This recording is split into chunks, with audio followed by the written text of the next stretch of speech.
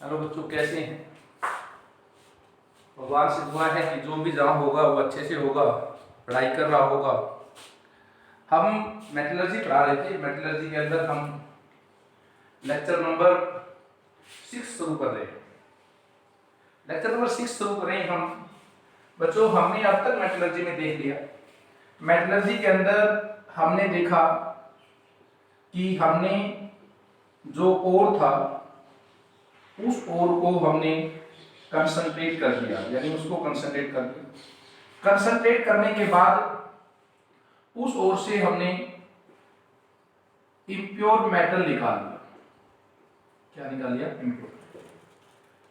अब यदि मैं इसमें बीच में लेके चलूं आपको, जब हमने ओर को कंसंट्रेट किया, कंसंट्रेट किया तो कंसंट्रेटेड ओर हमारे पास था। कंसंट्रेटेड ओर के अंदर से हमने इम्प्योरिटीज को रिमूव कर दिया। इम्प्योरिटीज को क्या कर दिया? इम्प्योरिटी को रिमूव कर दिया। जब हमने इम्प्योरिटी रिमूव की, इम्प्योरिटीज को हटाया, तो वो ओर कंसंट्रेटेड हो गया। अब बच्चों, कंसंट्रेटेड ओर के अंदर अभी भी कुछ इम्प्योरिटी बाकी रहती है। जो ओर कंसंट्रेटेड होता है उसके अंदर कुछ इम्प्योरिटी बाकी रह जाती है, और वो जो बाकी इम्प्योरिटी रह जाती है वो कैसी होती है? वो इनफ्यूजिबल नेचर की होती है। इनफ्यूजिबल नेचर की इम्प्योरिटी होती है। इनफ्यूजिबल नेचर का मतलब यह है कि जो फ्यूज नहीं हो सकती। फ्यूज मतलब जो उड़ नहीं सकती, जो हटाई नहीं जा सकती, जो वोलेटाइल नहीं होती, जिसके वेपराइज नहीं किया जा सकता। वोलेटाइल नहीं होती, जो वोलेटाइल नहीं होती, वोलेटाइल नहीं होती, उन इम्प्योरिटीज को हम क्या कहते हैं? इनफ्यूजिबल इम्प्योरिटी कहते हैं। इनफ्यूजिबल इम्प्योरिटी वो होती हैं जो कि वोलेटाइल नेचर के अंदर नहीं होती, जो कि जिसके वेपर्स नहीं बनते, जो उड़ नहीं सकती, जो खत्म नहीं हो सकती, उन इम्प्योरिटीज को हम इनफ्यूजिबल कहते हैं। तो कंसंट्रेटेड ओर के अंदर बहुत इंपॉर्टेंट टॉपिक है, बहुत ध्यान से देखें, क्वेश्चन आता है। कंसंट्रेटेड ओर कंटेन्स, कंसंट्रेटेड जो ओर है उस कंसंट्रेटेड ओर के अंदर अभी भी इम्प्योरिटी होती है। Concentrated ore still contains infusible impurities। Concentrated ore के अंदर अभी भी इनफ्यूजिबल इम्प्योरिटीज हैं। जो इनफ्यूजिबल इम्प्योरिटी हैं, the infusible impurities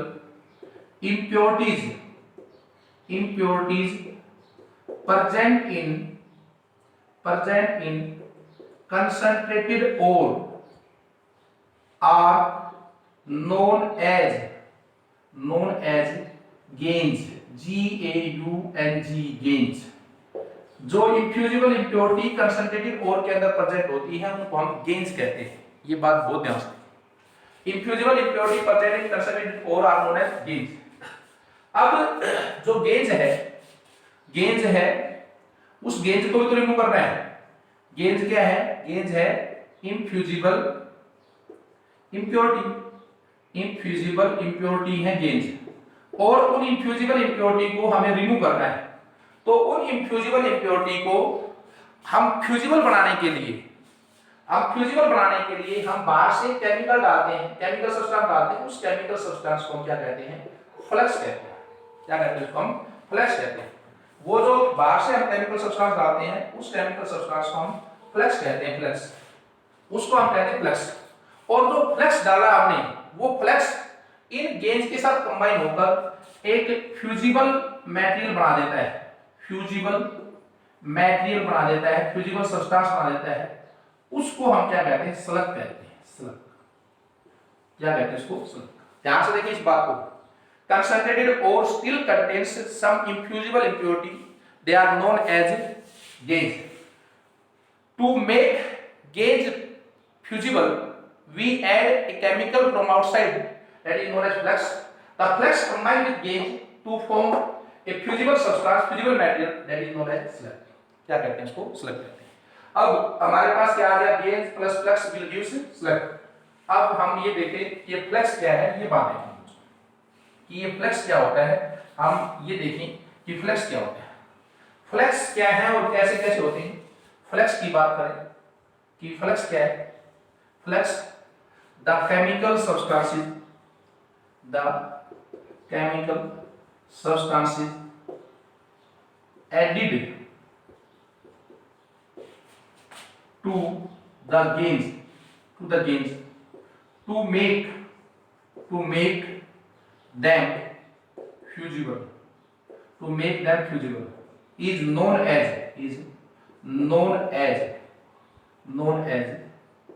flux. The substance which is added,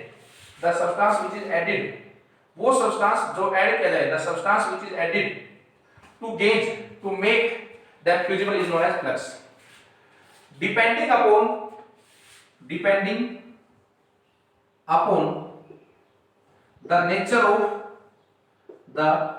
nature of impurities, impurities कौन सी हैं? gains. Flux are of two types. Flux दो तरह के होते हैं. कौन कौन से होते हैं भाई? फ्लक्स दो तरह के होते हैं. किस किस तरह के होते हैं? एक होते हैं एसिडिक फ्लक्स और एक होते हैं बेसिक फ्लक्स. अब एसिडिक फ्लक्स का ऐड किया जाए, एसिडिक फ्लक्स ऐड किया जाता है if impurities are of basic nature. impurity यदि बेसिक नेचर की है तो हम क्या ऐड करते हैं? Acidic flux. बेसिक फ्लक्स को डालते हैं if impurities are of acidic nature. impurity यदि एसिडिक नेचर की है तो हम डालते हैं क्या? Basic flux. और impurity यदि बेसिक नेचर की है तो हम कौन से फ्लक्स डालते हैं? हम फ्लक्स डालते हैं एसिडिक. अब एग्जांपल की बात की जाए, कि एग्जांपल की बात करें भाई, यदि हम बच्चों एग्जांपल की बात करें कि भाई हम ये देखें, यदि मान लो इनफ्यूजिबल इंप्योरिटी आपके पास CaO है, ये गेंज है, और ये गेंज है, ये बेसिक नेचर की है, तो इसको फ्यूजिबल बनाने के लिए हमें फ्लक्स डालना पड़ेगा. और वो फ्लक्स हम जो डालते हैं वो डालते हैं SiO2 सिलिकॉन एसिडिक फ्लक्स डालते हैं. एसिडिक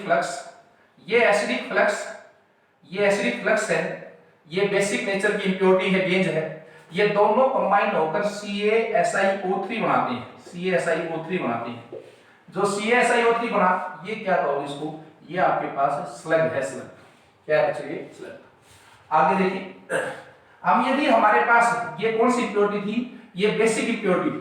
कौन सी इंप्योरिटी थी? ये बेसिक. यदि इंप्योरिटी हमारे पास एसिडिक हो, यहां पर यदि मान लो इंप्योरिटी हमारे पास SiO2 रही हो, एसिडिक इंप्योरिटी रही हो, मिट्टी इंप्योरिटी, एसिडिक इंप्योरिटी रही हो, एसिडिक इंप्योरिटी यानी ये गेंज रही हो, तो हम जो फ्लक्स डालेंगे इसके अंदर, वो फ्लक्स बेसिक नेचर का डालेंगे. मैग्नीशियम कार्बोनेट डाल दिया MgCO3, ये बेसिक फ्लक्स हो गया. और जो बेसिक फ्लक्स है ये एसिडिक इंप्योरिटी के साथ मिला, और मिलने के बाद क्या होना है? MgSiO3 प्लस CO2 बना. ये आपके पास क्या बनेगा? स्लग. क्या बनेगा? तो बच्चों हमने देखा कि जो कंसंट्रेटेड ओर होता है, उस कंसंट्रेटेड ओर के अंदर इंप्योरिटी बच जाती हैं, और जो इंप्योरिटी बच जाती हैं वो इंप्योरिटी होती हैं इनफ्यूजिबल, उनको हम गेंस कहते हैं. उन इंप्योरिटीज को फिजिकल बनाने के लिए हम उसके अंदर बाहर से कुछ सब्सटेंस डालते हैं.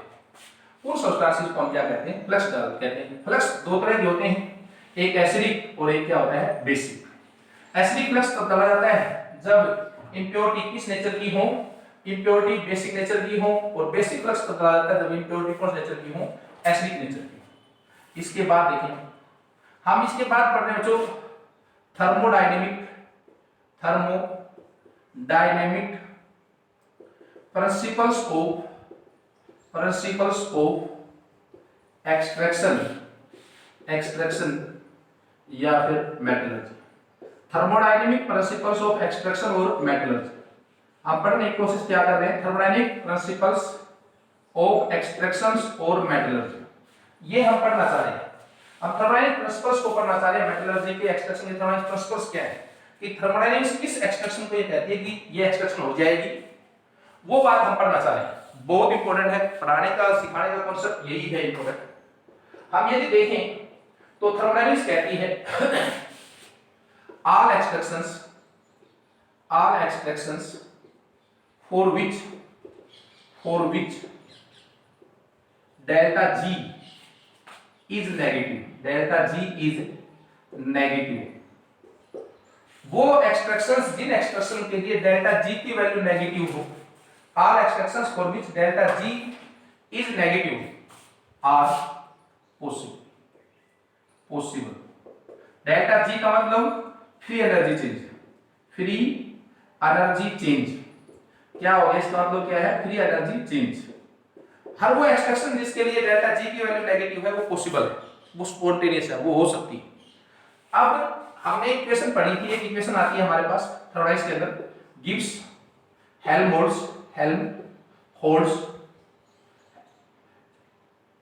Helmholtz equation. वो इक्वेशन रिलेट करती है किसको, डेल्टा जी बराबर delta H minus T delta S, delta G बराबर delta H minus T delta S को रिलेट करती है। ये इक्वेशन होती है गिब्स हेल्महोल्ट्ज इक्वेशन। इसमें delta G free energy change, delta H enthalpy change,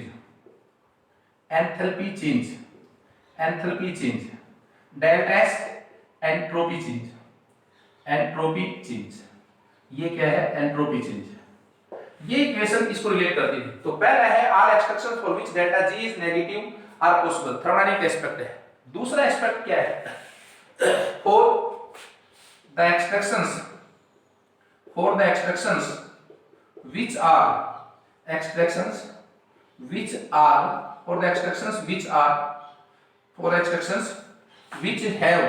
which have positive delta G are made to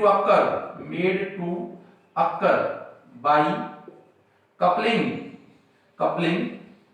with another reactions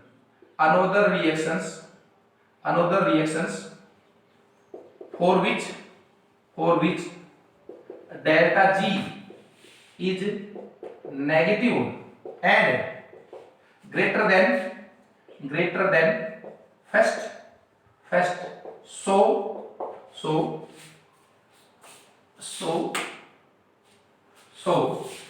net delta G of the reaction is negative। देखो बच्चों, आसान concept है। पहला concept thermodynamics का expression के प्रति ये है कि हर वो रिएक्शन जिसके लिए डेल्टा जी की वैल्यू नेगेटिव होगी वो पॉसिबल है। दूसरा कॉन्सेप्ट ये है, यदि किसी एक्सट्रैक्शन के लिए डेल्टा जी पॉजिटिव हुआ तो कहता है उसको किसी दूसरे रिएक्शन से जोड़ दो, किसी दूसरे एक्सट्रैक्शन से जोड़ दो जिसका डेल्टा जी क्या हो, नेगेटिव, और इस पहले वाले से क्या हो, ज्यादा हो, ताकि दोनों का नेट रिजल्टेंट क्या जाए, नेगेटिव आ जाए। बेसिक कॉन्सेप्ट वही है, डेल्टा जी क्या होना चाहिए, नेगेटिव होना चाहिए। आगे ये थर्मोडायनामिक एस्पेक्ट था। हमारे को क्या कहा गया बच्चों, हमारे को कहा गया कि सर डेल्टा जी की बात कर रहे थे तो हमारे पास डेल्टा जी की बात के लिए कहा गया कि डेल्टा जी की जब हम बात करते हैं तो डेल्टा जी की बात के लिए हमारे पास एक डायग्राम आया जिसको हमने कहा इलिंगम डायग्राम, इलिंगम ELINGHAM, इलिंगम डायग्राम। ये इलिंगम जो डायग्राम था ये बेसिकली उन्हीं रिएक्शंस के लिए आया जिन रिएक्शंस में डेल्टा H पॉजिटिव थी, फिर उनको हमने और रिएक्शन साथ जोड़ा। ऐसे रिएक्शंस को हम क्या कहते थे, कपल रिएक्शंस कहते थे, जोड़ा बना दिया हमने दो रिएक्शंस का। तो इलिंगम डायग्राम फॉर कपल रिएक्शंस के लिए ये आपके पास इलिंगम डायग्राम है। सबसे पहली बात, इलिंगम डायग्राम क्या था, यही बात पूछ लेता है। इलिंगम डायग्राम क्या है, तो इलिंगम डायग्राम एक ग्राफ है। ये ग्राफ है किस के बीच में, डेल्टा जी नोट के बीच में और टेम्परेचर के बीच में। डेल्टा जी नोट और टेम्परेचर के बीच में, डेल्टा जी नोट क्या है, standard free energy change, standard free energy change है डेल्टा जी नोट और टेम्परेचर। अब यदि मैं मान लो समझाने की कोशिश करूंगा आपको एक ग्राफ से, तो हम यहाँ पे ग्राफ बनाते हैं।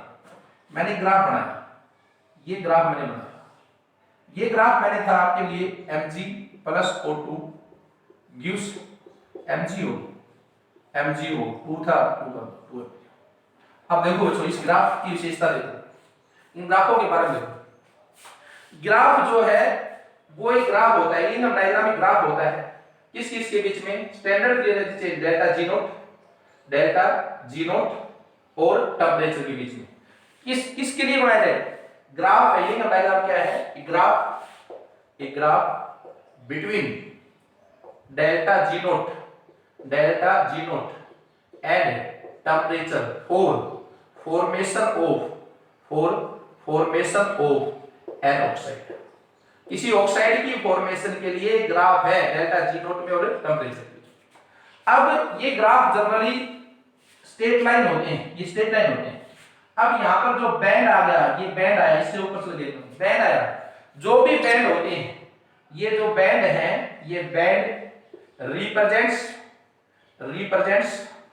Phase change. बैंड्स जो है वो फेज चेंज को रिप्रेजेंट करते हैं। इसको रिप्रेजेंट करते हैं फेज चेंज। एक बात तो ये याद रखनी है कि इलिंगम डायग्राम एक ग्राफ है डेल्टा जी नोट के बीच में, स्टैंडर्ड क्लियरेंस चेंज के बीच में वर्सेस टेंपरेचर के बीच में for the formation of A oxide, किसी ऑक्साइड की फॉर्मेशन के लिए। अब दूसरी बात आपको ये याद रखनी है कि इलिंगम डायग्राम में जो बैंड्स आते हैं, ये बैंड्स रिप्रेजेंट करते हैं किसको, फेज चेंज को। सॉलिड से लिक्विड हो गया, लिक्विड से गैस हो गई, गैस से इस तरह चेंज आती है। अब मैं एक और इसी के अंदर एक और ग्राफ बना हुई थी, तो मैंने एल्यूमिनियम का ग्राफ बनाया, एल्यूमिनियम का ग्राफ बनाया। ये आपके पास एल्यूमिनियम की ऑक्साइड की फॉर्मेशन के लिए ये आपके पास डायग्राम हो गया 4/3 प्लस O2 गिव्स और 2/3 Al2O3 2/3 Al2O3। अब देखो यहां पर ये स्ट्रेट लाइन आ गई, इसका मतलब इसके अंदर फेज चेंज नहीं हुई, स्ट्रेट लाइन है, फेज चेंज नहीं हुई। अब एक बात और देखो जो सबसे मजबूत बात, इलिंगम डायग्राम में आपके पास ऑक्साइड्स के ग्राफ मिलेंगे।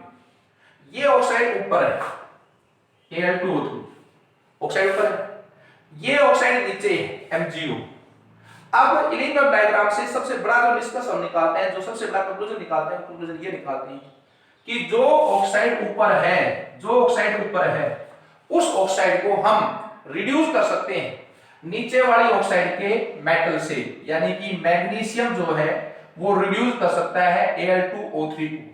मैग्नीशियम रिड्यूस कर सकता है किसको, Al2O3 को। देखो यहां से क्वेश्चन जो आपसे पूछ सकता है, वो क्वेश्चंस की मैं बात करूं, क्वेश्चन पूछ सकता है कैन मैग्नीशियम रिड्यूस Al2O3।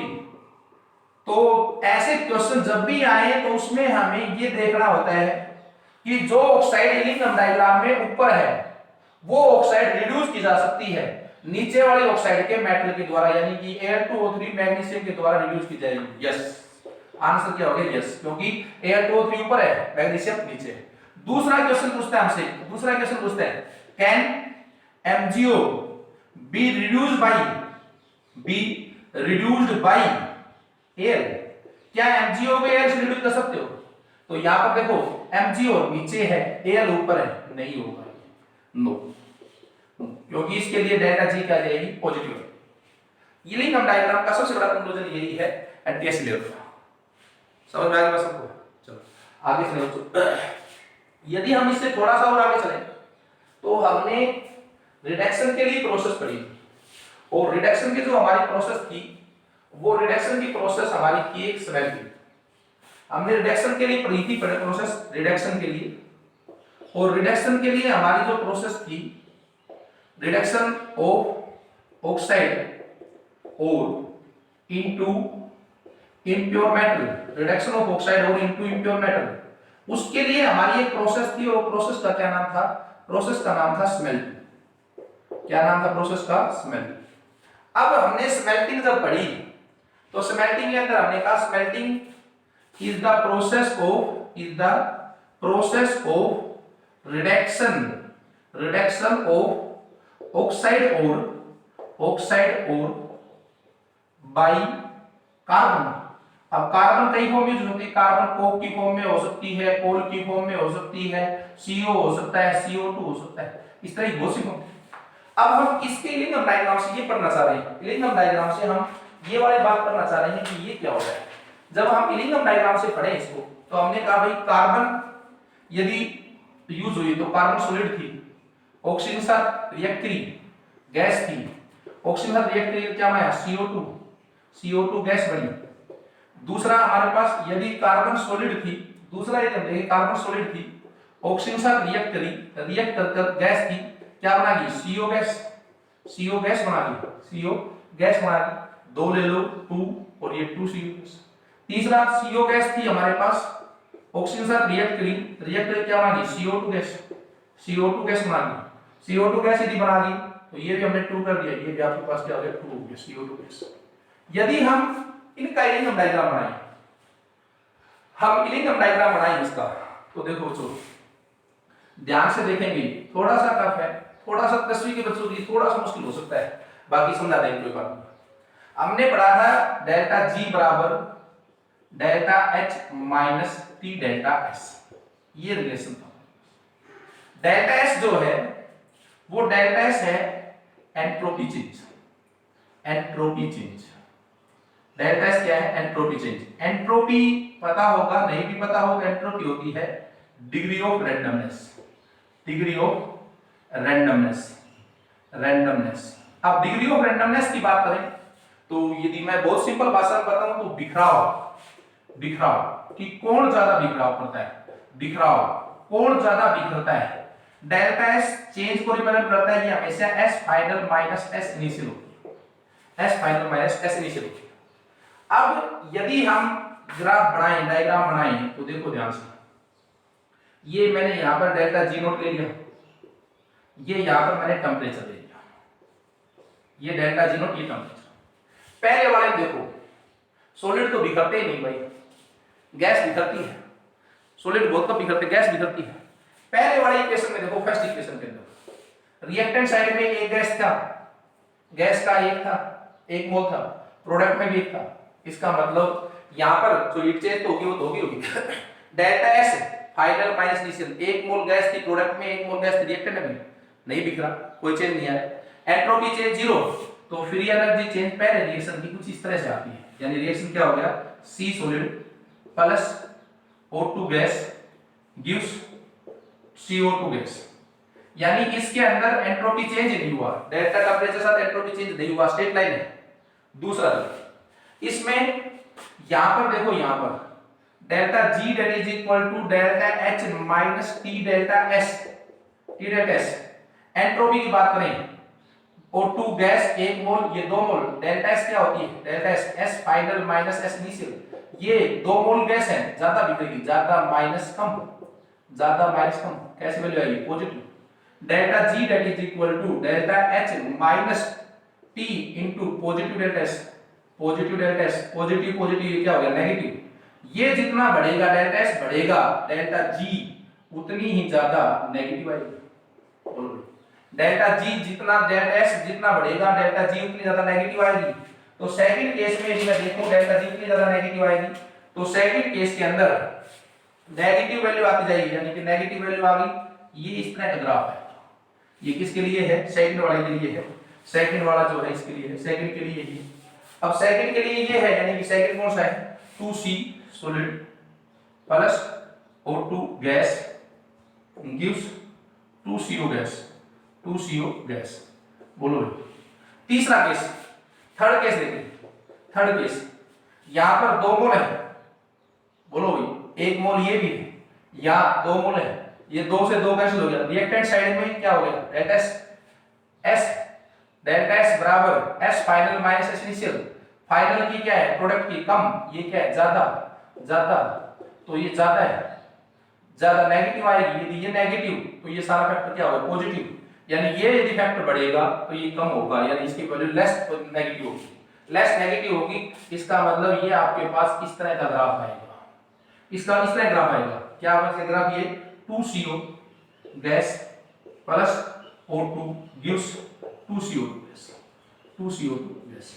इस तरह के ग्राफ आपके पास कार्बन के आगे, कार्बन की जब इलिंगम डायग्राम बनाया हमने कार्बन के डिफरेंट फॉर्म्स का, तो वो आपके पास इस तरह का ग्राफ है। अब हमसे क्वेश्चन पूछता है इस टेंपरेचर को मैं T कह दूं, इस टेंपरेचर को मैं T कह देता हूं, T टेंपरेचर, ये जहां पर सारे काटने हैं वहां टेंपरेचर है।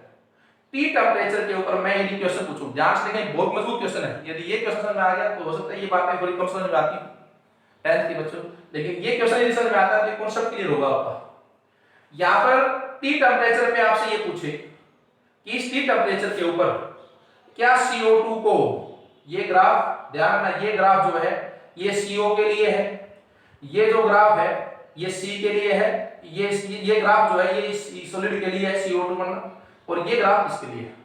क्या आपसे क्वेश्चन पूछा है कि क्या CO2 को टी टेम्परेचर के ऊपर आप रिड्यूस कर सकते हो इस कार्बन से रिड्यूस कर सकते हो, या फिर कार्बन मोनोऑक्साइड से रिड्यूस कर सकते हो, इससे रिड्यूस होगा कार्बन मोनोऑक्साइड से। अब देखो बच्चों, कॉन्सेप्ट है हमारा इलिंगम डायग्राम में जो ऑक्साइड ऊपर है उसको आप नीचे वाले ऑक्साइड के एलिमेंट से रिड्यूस कर सकते हो।